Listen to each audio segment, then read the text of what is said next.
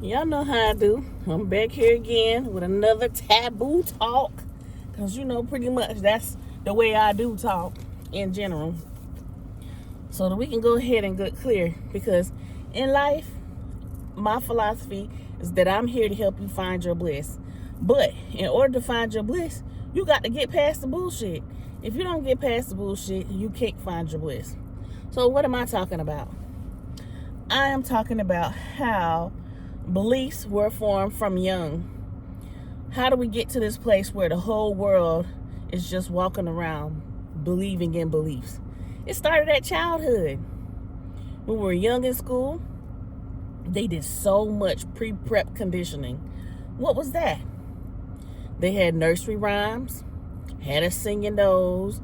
They had us make-believe friends, encouraging make-believe friends, encouraging all kind of made-up stories about Greek mythology and different cartoons.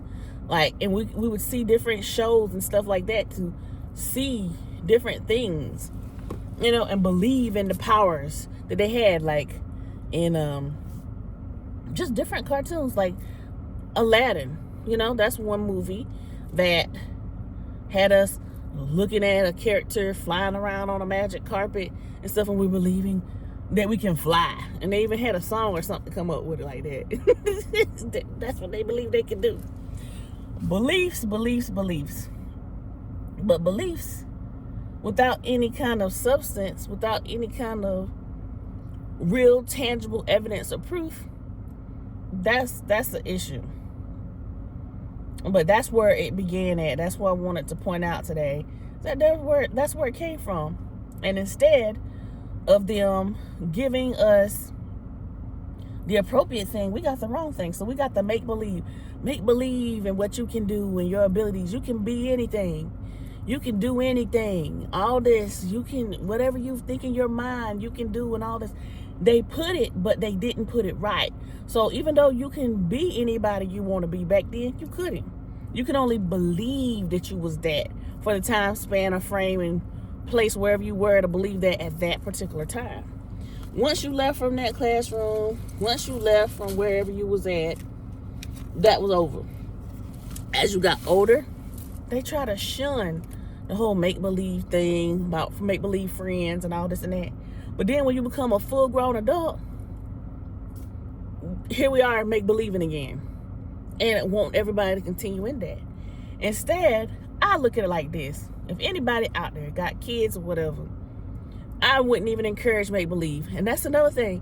What else they did for make-believe? Every year in the United States and other countries too, they got us participating in Christmas. Making believe that some dude with a bag of toys is coming down some chimney to bring it in your house. Lying. Okay? Lying. Ain't no man coming up with no big ass bag of toys, bringing them down no chimney, get burnt up, okay? Coming down somebody's chimney in somebody's house, which would be breaking and entering if he could fit down and crawl down and come in if there wasn't a fire, to bring any gifts that your parents or you as the parent worked so hard to get the money for year after year, piling up toys and gifts and stuff just to give your children a dopamine hit.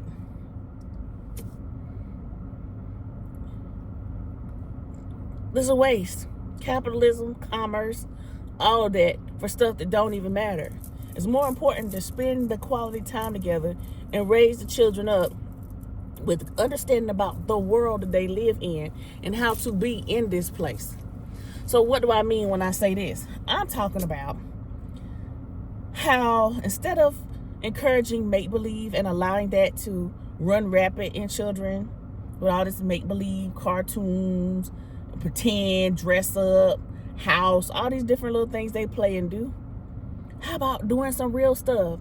Instead of letting the kids walk around being around other children that are being raised up in broken, situations, and even not even broken situations, because a kid can be raised up in a good household, like as far as finances are concerned, decent environment, and then the people who are there are bad. You know what I'm saying? That's raising them. So it doesn't necessarily mean anything based on where you at and how you being brought up. But what I will say is, instead of make-believing and seeing all these characters on TV, dressing up, doing all this and doing that, make-believe and pretend, how about some real stuff? Instead of dressing your child regular, dress your child like a goddess or a god. Whoever.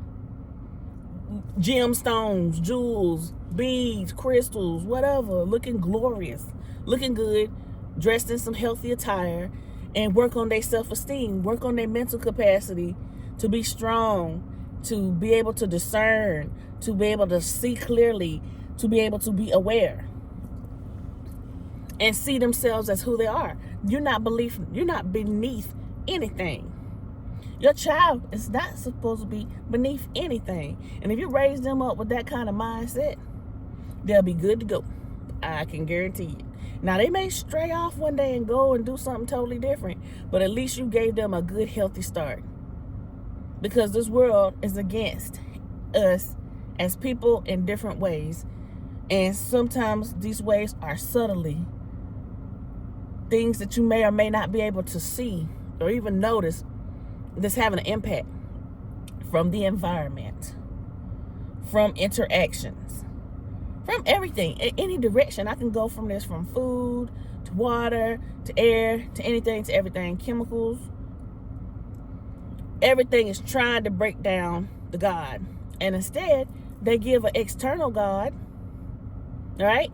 But at the same time, while people are running around serving, trying to run after and chase after some imaginary God, they like, yeah, let them go over there with that mindset. We got them. We don't have to worry about them. They're good for, we can get the money. We can control the narrative of their lives. We can do everything. We got fear, guilt, control, all that. We got them on lock, so we good.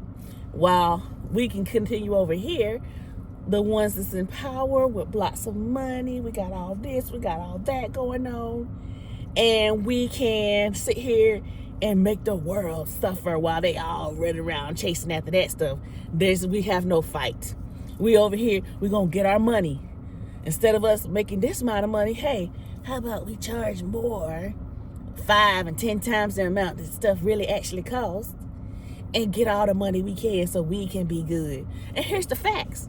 Here's the facts, y'all. Be honest with you. We don't even have to have money at all. And I'm not trying to say that in order to support any kind of blockchain, because I'm not about that life neither. I'm not. What I'm trying to say is, we don't even have to have none of that stuff. Before any money ever existed, we lived right here in the United States, my ancestors, with no problems before we had other people coming and taking and destroying this place and making it what they want it to be so they can live well and comfortably in their families and their generations on down. And I'm going to always keep telling the narrative and the story because we have to address it. And for anybody who are the descendants of colonizers, you got to remember, this place was messed up because of your ancestors. I'm not even gonna feel bad about that because I had nothing to do with that. That's not on me. That ain't got nothing to do. You may not feel like they had nothing to do with you, but there is a responsibility. Everybody got to benefit. Everybody got to live well, comfortable, peaceful, joyous, having a good time. Great. Now it's your responsibility as the descendants to help clean up this world and make it a better place.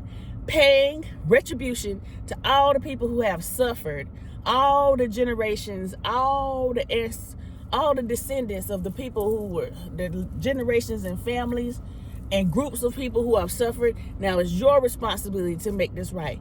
Anywhere you can, give. Anywhere you can fix something, do it. If you have to fight your own people to make this world a better place, you got to do what you got to do to bring peace, to bring justice, to bring love, to bring correction.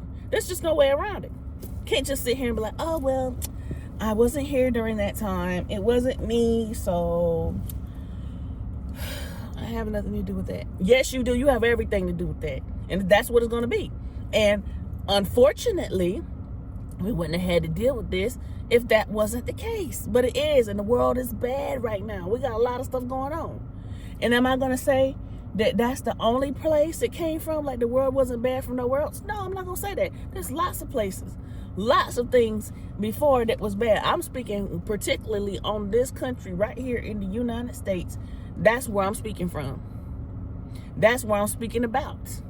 Any other country, I don't have time to run around and chase around other countries, other things that they got going on. America need to mind their business anyway, so I am not even going to speak on what nobody else got going on in no other country right now, because that's not what I'm talking about. I'm talking about us, and I'm really talking about my community. We shouldn't even have no problem with this, and there's a reason for it. You know what I'm saying? There's a reason for it. People who know they ain't got nowhere to go in the afterlife want to make up stories to feel better about having nowhere to go. That's where it came from. Be honest with you. And looking at spiritual power from other groups of people, because the prophecies and things they said came to pass. They took information and now, boom, started making institutions and religions of their own. This is how it took place. This is how it began. Once you know where things came from, how things began, what's going on, you know what to do, what your responsibility is, what your role is, and how you can help make things better, ain't nothing to it but to do it. And that's where we at. That's where we're at. Even for me, I used to be a Christian, so I can speak on whatever I want to speak on. And not only was I a Christian, but I was a prophetess in the church. Okay? Back then, before I knew all I went to school to know and everything I did, I found out, nope, this is not for me. I can't do it. I'm not about to stand up and lie to nobody and take no money and feel comfortable and happy about it. That doesn't bring me peace. That doesn't make me feel good. And all the while, oh, I'm just going to repent and it's fine. No, I'm not going to repent. I remember watching Creflo Dollar and how he was saying, he was wrong. He was wrong for the things he was preaching about. And all the tapes and everything. If anybody had any tapes, take those tapes and throw them away. Why would the people throw them away? They done paid for the tapes now. You ain't offer no money back. You didn't say, oh, if y'all got my tapes, you can bring them to me and I'll give you a full refund. I ain't heard nothing about that on it. Just throw the tapes away. No, ain't nobody gonna throw no tapes away. Evidence gonna keep circulating, Creflo, unfortunately. Shouldn't have never did it. Shouldn't have never made it. Shouldn't have never robbed your own people with the lies. Okay? And there's time and time and time again. Stories after stories after stories after stories. That is just something that can't be maintained. When you are operating out of a fear-based system, a coercive system, it will show itself every time that it's not feasible, it's not viable, it's not long-lasting, and it won't work. So anyway, I have done spoke my piece, y'all. Said what I need to say on this video. And I'll see you on the next one. And it won't be on no magic carpet.